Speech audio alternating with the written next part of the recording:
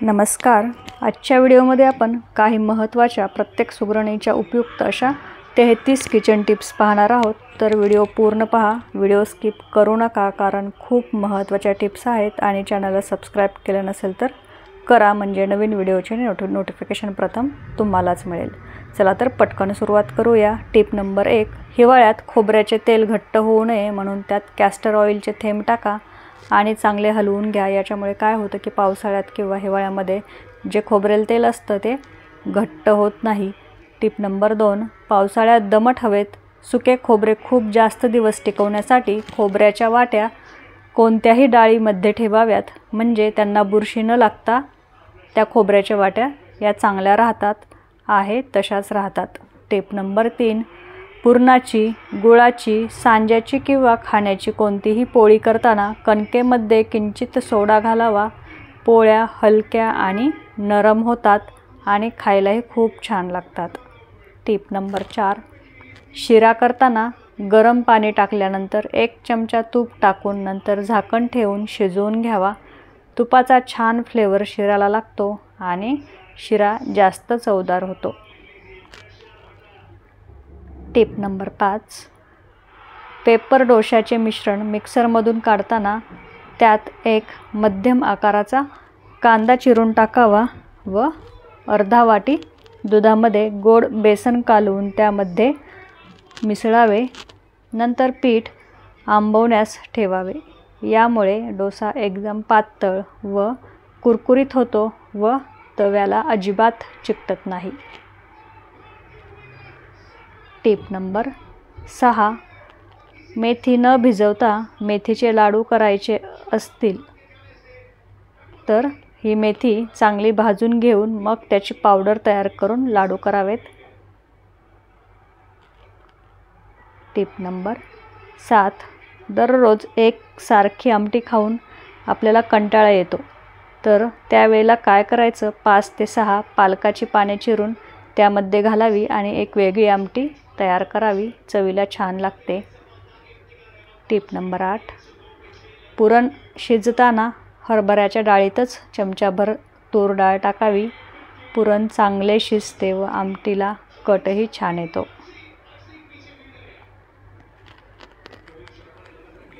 Tip number 9. बेसन लाडू करताना हरभरा डाळ भाजून नंतर डाळ दळून त्याचे लाडू तयार करावेत. आणि यामुळे काय होतं की तूप भाजायला कमी लागते व बेसन चटकन भाजले जाते. डाळ भाजल्यामुळे लाडू पचायलाही हलके होतात आणि खमंग देखील लागतात. Tip number 10. मेदूवडे करताना वड्याचे पीठ पातळ झाल्यास त्यात बारीक रवा मिसळावा. वडे कुरकुरीत होतात.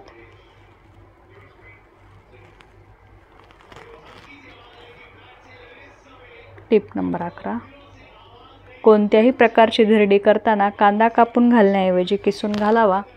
त्यामुळे धिरडी छान व कुरकुरीत होतात. Tip number 12. कोणतेही पीठ चाळताना चाळणीत छोटी वाटी ठेवावी. पीठ लवकर चाळले जाते.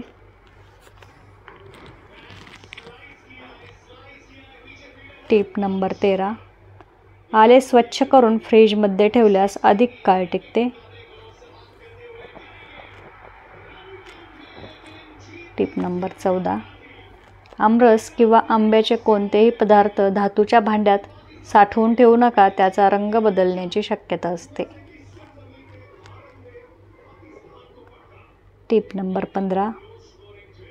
आले लसूण मिरचीची पेस्ट अधिक काळ टिकून राहावी, यासाठी त्यामध्ये मिठाबरोबर 1 चमचा गरम तेल घालून चांगले एकत्र करा. पेस्ट स्वादिष्ट होते आणि जास्त काळ टिकते.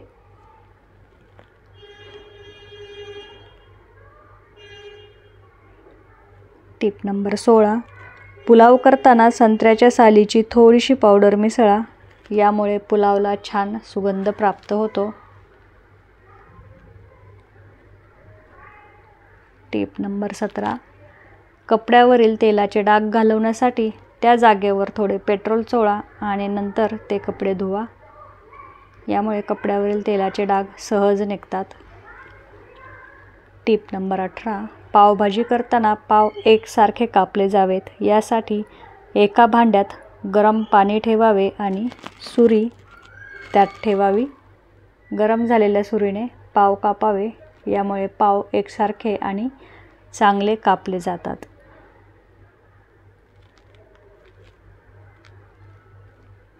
Tip number 19. टोमॅटो फ्रीजमध्ये न ठेवता बाहेर बास्केटमध्ये हवेशीर जागेवर ठेवावे. फ्रीजमध्ये ठेवल्याने टोमॅटोचा स्वाद बिघडतो. Tip number 20. पालकाच्या भाजीत पुदिन्याची पाने घालून वरून लिंबू पिळल्याने भाजीचा स्वाद वाढतो. Tip number 21. गरम तव्यावर थालीपीठ थापता येत नाही. त्याच्यामुळे एखाद्या कपड्यावर किंवा प्लास्टिकवर थापून मग थालीपीठ हे तव्यावर टाकावे. Tip number 22. पुलावसाठी मसाला तयार करताना मसाले कोरडे भाजून मिक्सरवर बारीक करून घ्यावेत आणि हा मसाला पाण्यात चांगले उकळून घ्यावा. एक उकळी आल्यावर गॅस बंद करून पाणी थंड होऊ द्यावे आणि याच पाण्यात भात शिजवावा. यामुळे मसाले तोंडात येत नाहीत आणि पुलावला छान चव देखील येते आणि वास पण छान येतो, स्वादही वाढतो. Tip number 23. पावभाजी करताना त्यामध्ये थोडे बीट कुस्करून घालावे. यामुळे पावभाजीला रंग छान येतो. Tip number 24. डोसे कुरकुरीत हवे असतील तर तांदूळ व उडीद डाळ हे प्रमाण 3:1 असे असावे. Tip number 25. गरमागरम इडली पात्रातून काढायच्या आधी त्यावर थोडेसे गार पाणी शिंपडावे. यामुळे इडली पात्रातून पटापट निघतात.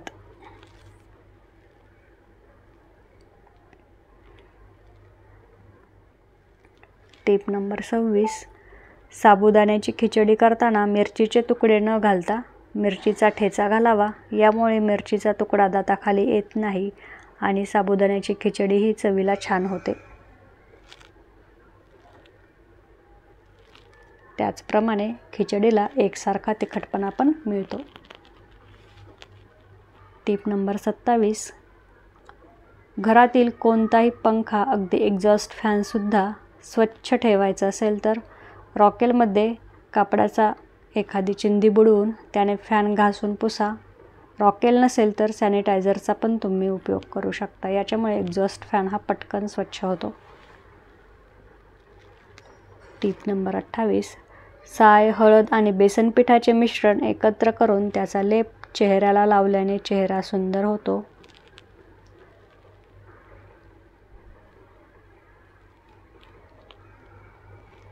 Tip number 29. खजूर आणि मनुका खाल्ल्याने लोहाची कमतरता भरून येते आणि अशक्तपणा दूर होतो. Tip number 30. पोटात दुखत असेल तर त्यापासून सुटका मिळवण्यासाठी हिंग गरम पाण्यात विरघळून एका कपमध्ये घेऊन चहाप्रमाणे प्या.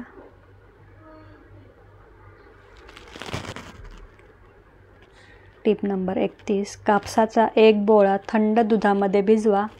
तो कापूस 20 ते 30 मिनिटे डोळ्यावर ठेवा. त्यामुळे डोळ्याखाली आलेले काळे वर्तुळे म्हणजेच डार्क सर्कल्स कमी होतात.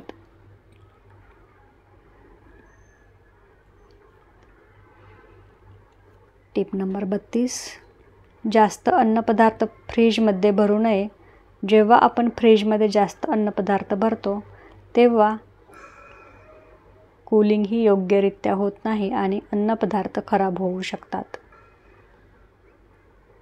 फ्रीजमध्ये जर मांस वेगळ्या कंटेनरमध्ये ठेवा. तसेच शिजवलेले मांस, कच्चे मांस जवळ फ्रीजमध्ये ठेवू नका.